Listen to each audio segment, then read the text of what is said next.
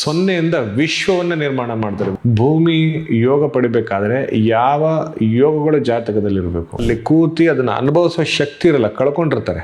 ಜಾತಕದಲ್ಲಿ ಭೂಮಿ ಭಾಗ್ಯ ಇಲ್ಲ, ಆದರೆ ಅವ್ರ ಸ್ವಂತ ಮನೆ ಆಗೋದಿಲ್ಲ, ಅವ್ರಿಗೆ ಭೂಮಿ ಋಣ ಬಹಳ ಕಡಿಮೆ ಇರುತ್ತೆ. ತಂದೆಗೆ ಅಖಂಡ ರಾಜಯೋಗವನ್ನು ಕೊಡುತ್ತೆ.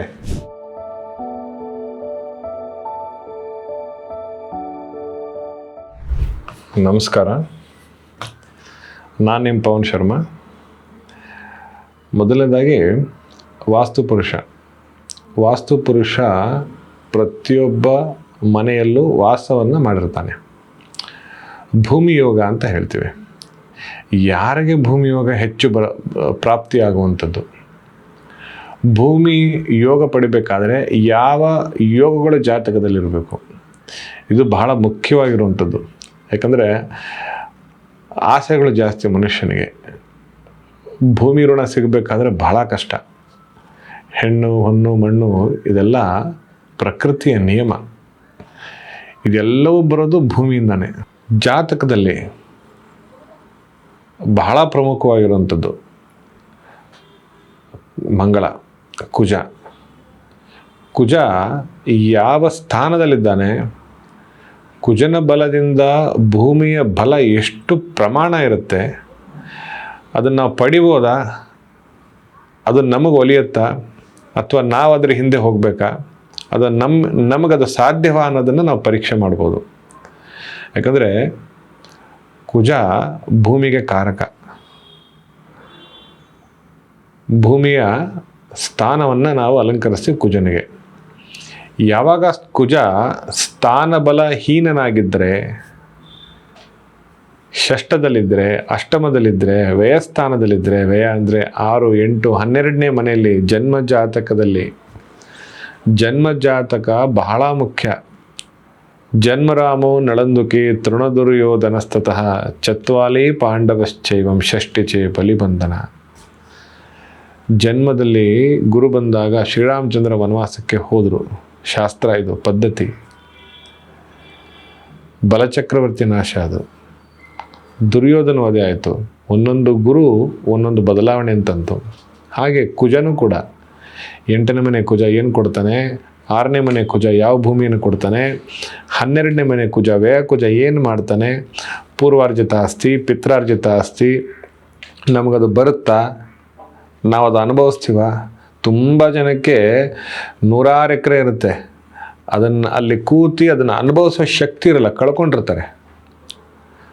ತುಂಬ ಜನಕ್ಕೆ ಏನೂ ಇರೋದಿಲ್ಲ. They come from zero. ಸೊನ್ನೆಯಿಂದ ವಿಶ್ವವನ್ನು ನಿರ್ಮಾಣ ಮಾಡ್ತಾರೆ. ವಿಶ್ವವನ್ನು ಅಂತೇಳಿ ಒಂದು ಶಕ್ತಿನ ನಿರ್ಮಾಣ ಮಾಡ್ತಾರೆ. ಅದು ಬರೋವಂಥದ್ದು ಒಂದು ಭೂಮಿಯಿಂದ.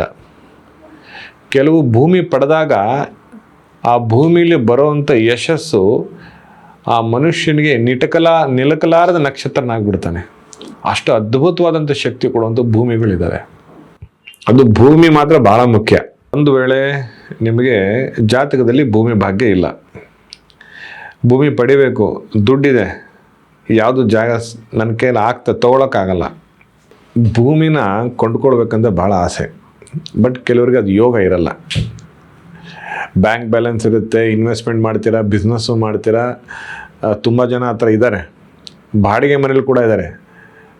5-5 ಲಕ್ಷ ಬಾಡಿಗೆ ಕಟ್ತಾರೆ, ಆದರೆ ಅವ್ರ ಸ್ವಂತ ಮನೆ ಆಗೋದಿಲ್ಲ. ಅವ್ರಿಗೆ ಭೂಮಿ ಋಣ ಭಾಳ ಕಡಿಮೆ ಇರುತ್ತೆ.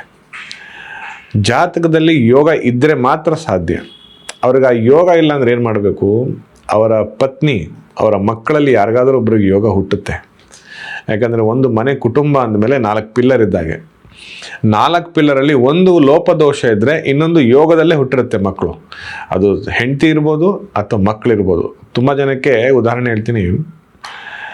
ನನ್ನ ಮದುವೆ ಆದ ನಂತರ ನನಗೆ ಭೂಮಿ ಯೋಗ ಬಂತು ಅಂತ ಹೇಳಿರೋರು ತುಂಬ ಜನ ಇದ್ದಾರೆ. ಪ್ರಾಪರ್ಟಿ ಖರೀದಿ ಮಾಡಿದ್ದೀನಿ, ಬಂಗಾರ ಖರೀದಿ ಮಾಡಿದ್ದೀನಿ ಅನ್ನೋರು ತುಂಬ ಜನದ್ದು ಉದಾಹರಣೆ ಇದೆ. ಕೆಲವರು ನನ್ನ ಮಕ್ಕಳು ಹುಟ್ಟಿದ ಮೇಲೆ ನಾನು ಪ್ರಾಪರ್ಟಿ ಪರ್ಚೇಸ್ ಮಾಡಿದೆ ಅಂತಲೂ ಹೇಳ್ತಾರೆ. ಕಾರಣ ಅವರ ಮಕ್ಕಳ ಜಾತಕದಲ್ಲಿ ಮಂಗಳನ ಬಲ ತುಂಬ ಬಲಿಷ್ಠವಾಗಿರುತ್ತೆ. ಅವ್ರಿಗೆ ಯೋಗ ಇರುತ್ತೆ. ಆ ಯೋಗದ ಭಾಗ್ಯ ತಂದೆಗೆ ಸಿಗುತ್ತೆ. ಕಾರಣ ಮಕ್ಕಳಲ್ಲಿ ರವಿ ಚೆನ್ನಾಗಿದ್ದರೆ, ಎಕ್ಸಾಂಪಲ್ ರವಿ ಮೇಷರಾಶಿಯಲ್ಲಿ ಉಚ್ಚ ಸ್ಥಾನ ಮತ್ತು ಲಾಭಸ್ಥಾನದಲ್ಲಿದ್ದು ಧನಸ್ಥಾನದಲ್ಲಿದ್ದು ದಶಮದಲ್ಲಿದ್ದು ಕೇಂದ್ರ ಸ್ಥಾನಗಳಲ್ಲಿದ್ದರೆ ತಂದೆಗೆ ಅಖಂಡ ರಾಜಯೋಗವನ್ನು ಕೊಡುತ್ತೆ. ಭೂಮಿಯಲ್ಲೂ ಕೂಡ ರಾಜಯೋಗ ಕೊಡುತ್ತೆ. ಅವ್ರಿಗೆ ಯೋಗ ಇಲ್ಲ, ಅವ್ರ ಹಣೆ ಬರದಲ್ಲಿ ಇಲ್ಲ, ಎಷ್ಟೋ ವರ್ಷ ಪ್ರಯತ್ನ ಮಾಡಿದ್ದಾರೆ.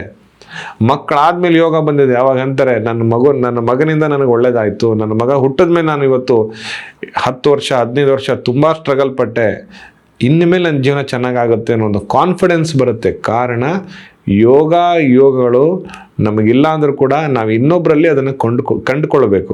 ಕಂಡುಕೊಂಡಾಗ ಮಾತ್ರ ಅದು ಸಾಧ್ಯ. ಅದಕ್ಕೆ ಮೊದಲನೇದಾಗಿ ಒಂದು ಪೇಷನ್ಸು, ಮತ್ತು ಬಹಳ ಹಂಬಲ, ಅಂದರೆ ನಾವು ವ್ಯಾಮೋಹ. ಎಕ್ಸಾಂಪಲ್, ಇದು ತುಂಬ ಜನಕ್ಕೆ ಭೂಮಿ ಮೇಲೆ ತುಂಬ ವ್ಯಾಮೋಹ ಇದೆ. ತುಂಬ ಅಂದರೆ ತುಂಬ, ನನಗೆ ಆ ಪ್ರಾಪರ್ಟಿ ತೊಗೊಳ್ಬೇಕು, ಇಲ್ಲಿ ಪರ್ಚೇಸ್ ಮಾಡಬೇಕು, ಬಹಳ ಇರುತ್ತೆ. ಅದನ್ನು ನೀವು ಆ ಸಂದರ್ಭ ಅದೇ ಒದಗಿ ಬರುತ್ತೆ, ನಮಗೆ ಕೂಡು ಬರುತ್ತೆ. ಅವಾಗ ನಾವು ಕಾಯಬೇಕಷ್ಟೆ. ಗಮನ ಇರಬೇಕು, ಅದ್ರ ಕಡೆ ಗಮನ ಇರಬೇಕು. ಬಟ್ ಅದೇ ಅಲ್ಲ, ಖಂಡಿತ ನಿಮಗೆ ಪ್ರಾಪ್ತಿ ಆಗುತ್ತೆ. ಈ ಥರ ನೀವು ಗಮನಿಸ್ಕೊಂಡು ನೀವು ಹೆಜ್ಜೆ ಇಡಿ, ಖಂಡಿತ ಒಳ್ಳೆಯದಾಗುತ್ತೆ.